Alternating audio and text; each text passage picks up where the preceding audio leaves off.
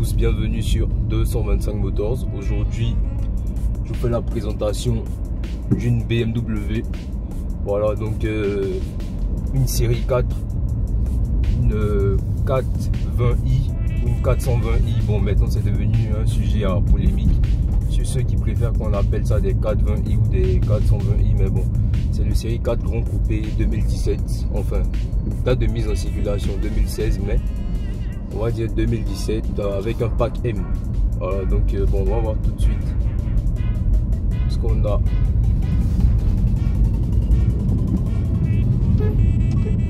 Alors déjà pour le volant, on a un 3 branches, donc ça vraiment je kiffe le volant 3 branches comme ça de chez BM, c'est vraiment magnifique avec les palettes et tout, donc ça c'est vraiment bien, le logo au milieu, on a toutes les fonctions au volant, voilà, donc les commodos, tout ça.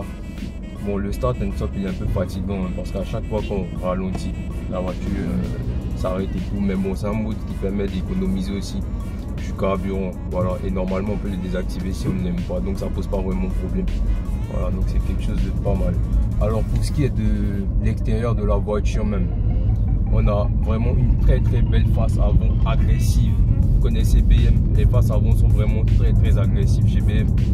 On a des LED à l'avant comme ça, voilà, et on a une belle calandre. Vous connaissez les calandres BM, double calandre là, séparée, donc c'est quelque chose de pas mal. On a un pare-choc aussi bien dessiné, façon lame, tout ça en bas, donc ça c'est quelque chose de très bien, c'est quelque chose que j'aime beaucoup en fait. Voilà, donc avant de passer au profil de la voiture, je vais la lancer un peu pour qu'on voit ce qu'il y a sous la pédale. Ah, franchement ça marche fort hein, et je ne ressens pas de temps de latence des turbos et tout. Voilà, donc ça c'est quelque chose de très bien. Il y a beaucoup de dynamisme. Bon, après ça reste une BMW, donc voilà quoi, ils ont vraiment le plaisir de conduire chez BM. J'avoue que je ne suis pas fan de la marque en général, j'aime plus Mercedes et Audi, mais franchement on sait tous que BMW, la sportivité, c'est voilà quoi. Et en plus il y a le confort allié à la sportivité. Alors pour parler du profil de la voiture, ça reste une berline, mais en fait il y a l'appellation grand coupé chez BMW à cause du haillon qu'on a à l'arrière, donc c'est plus un grand coupé, voilà, que une vraie berline. Je vais essayer de me faufiler là. Donc vous voyez, j'aime beaucoup le profil de la voiture, voilà, avec le grand haillon comme ça qui fait qu'on a vraiment beaucoup d'espace dans le coffre. Ouais, franchement une fois qu'on déclenche les turbos, elle marche fort. Vous voyez, niveau freinage aussi, elle arrête bien. Voilà, mais il faut préciser quand même qu'elle a du poids, donc elle peut pas s'arrêter net. Il faut que les disques prennent le temps de supporter le poids, de pouvoir arrêter tout ça, parce que bon, ça reste un grand coupé, donc c'est pas une 3 portes ou une voiture qui est vraiment légère, on va dire, donc il faut avoir ça à l'esprit aussi. Voilà, ça reste un véhicule confort allié à la sportivité plutôt que sportif quoi.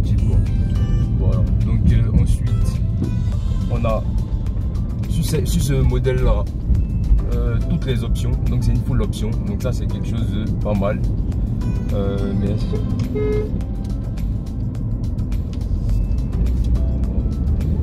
je vais lancer un peu encore.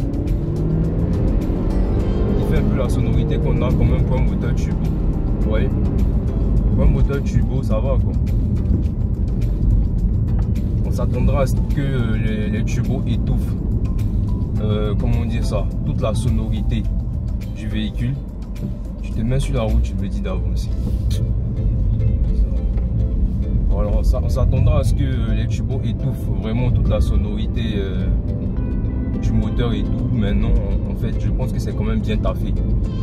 En tout cas dans l'habitacle, je sais pas pour dehors, mais dans l'habitacle on entend quand même le moteur qui rugit bien. Ça vient pas vraiment d'un ligne, mais on entend vraiment le moteur qui rugit bien. Voilà, donc pour ce qui est de l'arrière extérieur, franchement on a des gros feux rouges comme ça à l'arrière, voilà, avec des lignes à l'intérieur. Franchement c'est beau, moi j'aime bien on va dire l'arrière de la voiture, le postérieur du véhicule. C'est une voiture que je trouve assez sexy, surtout pour l'intérieur. On a du rouge comme ça, donc ça rajoute un côté, comme je disais tout à l'heure, original au véhicule. On a du rouge, du cuir rouge pour les sièges et tout. On a des sièges électriques et tout. Bon, ça, ce sont des basics d'une voiture de ce standing là quand même. Voilà, pour préciser ça. On a le toit ouvrant, donc elle est full comme je vous le disais. On a à l'arrière des bouches de clim. Bon, comme je dis, je vais pas citer tout ça parce que c'est vraiment de base sur ce genre de véhicule là. Je pense pas que ça soit des options même. Voilà, vous voyez, c'est bien parce que le temps de latence du turbo, par exemple sur les concurrentes, par exemple chez Mercedes, sur un C300 par exemple, on aura quand même un temps de latence un peu plus important à l'accélération, mais là il est quasiment inexistant. Donc enfin, ça c'est mon ressenti à moi, après je ne sais pas. Bon, pour ce qui est du tableau de bord, le tableau de bord quand même, je suis un peu déçu quand même parce que BM, ils aiment bien aller tellement dans la sportivité que par moment ils délaissent un peu certaines choses. Je pense qu'ils auraient pu mettre un peu plus de high-tech au niveau du tableau de bord, mais en tout cas on a tout ce qu'il faut. Sous la jauge, on a un écran qui nous donne niveau de batterie, la vitesse à laquelle on est, etc. pour le sélecteur et tout. Donc c'est quelque chose de pas mal. En parlant de la boîte, déjà il faut préciser aussi qu'on a la possibilité de régler les différents modes de conduite, et aussi on a la possibilité d'avoir le mode séquentiel, donc le S avec le moins et le plus. Donc ça c'est quelque chose de pas mal aussi. Franchement BMW ils font des choses qui vont beaucoup dans la sportivité et ça se ressent tout de suite dans l'habitacle. En tout cas là on est sur une voiture qui a quand même le pack M Sport, donc franchement c'est beau. Donc ensuite qu'est-ce que je peux dire niveau confort dans la voiture? La suspension elle est rigide, voilà, elle est rigide mais sans trop l'être, on va dire. Ils se sont arrangés pour mettre poilier confort et sportivité, mais je pense que sur ce modèle là on a quand même des suspensions un tout petit peu plus rigides que par exemple chez la concurrence, par exemple chez les autres allemandes de la même catégorie et tout. Donc je pense que celle-là dans les courbes elle doit se comporter un peu mieux. Elle a une direction aussi assez incisive, donc c'est quelque chose de pas mal. Voilà, donc après il faut épouser BMW, c'est une philosophie, il faut aller dans la philosophie BMW. Voilà, il faut vraiment aimer le truc.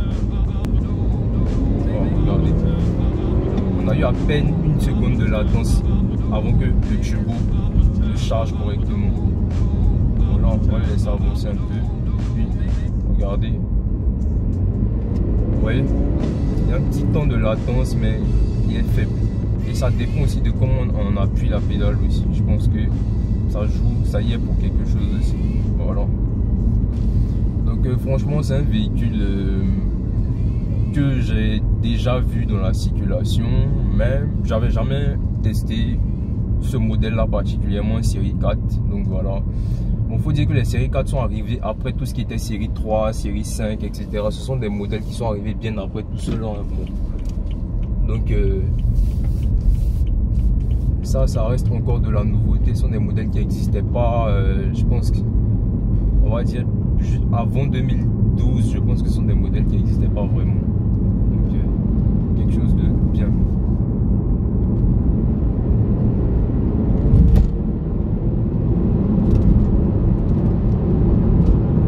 Vous voyez, le véhicule est dynamique. Donc même pour le père de famille qui veut avoir un truc puissant mais en même temps avec de l'espace pour toute sa famille, pour faire ses courses, etc. C'est un véhicule qui est quand même polyvalent. Voilà, il y a un peu de tout ça, on retrouve un peu de tout ça dans le véhicule. Donc ça c'est quelque chose de pas mal. Le start and stop, je suis pas fan, je le redis encore. Le fait que la voiture s'éteigne, se rallume et tout, il faut s'habituer à ça, on va dire. Voilà. Sinon on a pour le multimédia et tout, on a un grand écran. Franchement bien fait, avec un creux comme ça. Donc j'aime bien comment c'est fait, comment c'est foutu, j'aime bien. Donc voilà.